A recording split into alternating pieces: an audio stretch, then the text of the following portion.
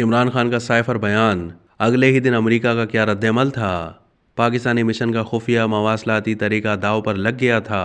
खुसूसी report में हंगामा खेज इंकशाफात। Senior सहाफ़ी अंसार अब्बासी की खुसूसी रिपोर्ट के मुताबिक अमरीकी सिफारत खाने की जानिब से 28 मार्च 2022 को वजारत खारजा को बता दिया गया था कि उस वक्त के वज़ीर आज़म इमरान खान का अवामी रैली में साइफर के हवाले से बयान को अमरीका में अच्छा नहीं समझा जा रहा।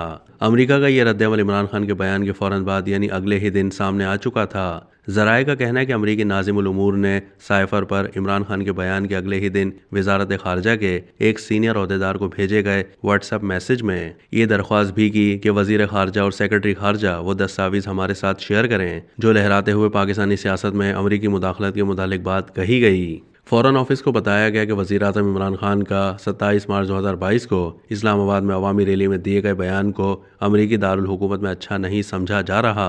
उसी दिन यानी 28 मार्च को जब वजारत खारजा से अमरीका के सीनियर सिफारतकार ने रब्ता किया तो वज़ीर खारजा और सेक्रेटरी खारजा को अमरीकी सिफारत खाने की जानिब से किए गए राब्ते और उनकी दरख्वास्त से आगाह किया गया। ताहम वज़ीर खारजा शाह महमूद कुरैशी ने दफ्तर खारजा के मुतालिक अफसरान को हिदायत की कि किसी के साथ कोई दस्तावेज़ शेयर ना की जाए। उस वक्त सेक्रेटरी खारजा को 8 मार्च 2022 को वाशिंगटन में तैनात पाकिस्तानी सफ़ीर ने अमेरिका के असिस्टेंट सेक्रेटरी बराए जुनूबी वस्त एशिया उमूर के साथ 7 मार्च को होने वाली मुलाकात से आगाह किया।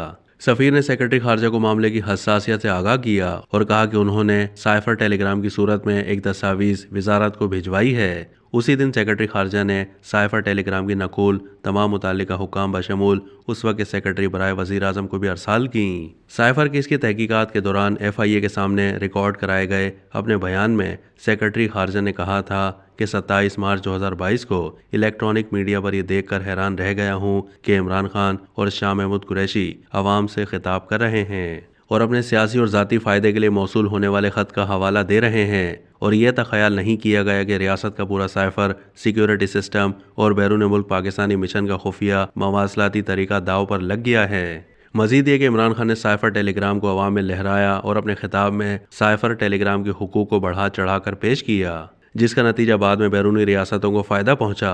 28 मार्च 2022 को मुझे एडिशनल सेक्रेटरी यानी अमेरिका की तरफ से अमरीकी नाज़िमुल उमूर के उनके साथ राब्ते के बारे में एक इंटरनल नोट मौसूल हुआ जिस पर उन्होंने 27 मार्च को अवामी जलसे में इमरान खान के बयानात पर तशवीश का इजहार किया। इस नोट को वज़ीर खारजा को भेजते वक्त मैंने मशवरा दिया कि अमरीका के साथ ताल्लुकात बरकरार रखना और अवामी नाराज़गी से बचना समझदारी की बात है। इस मशवरे का मकसद एक अहम मुल्क के साथ पाकिस्तान के ताल्लुकात को महफूज बनाना और खुफिया और मुराद याफ्ता मवासलात पर सियासत और अवामी बहस को रोकना था। अब तक के लिए इतना ही। मज़ीद मालूमात के लिए डेली जंग के YouTube चैनल को सब्सक्राइब कीजिए।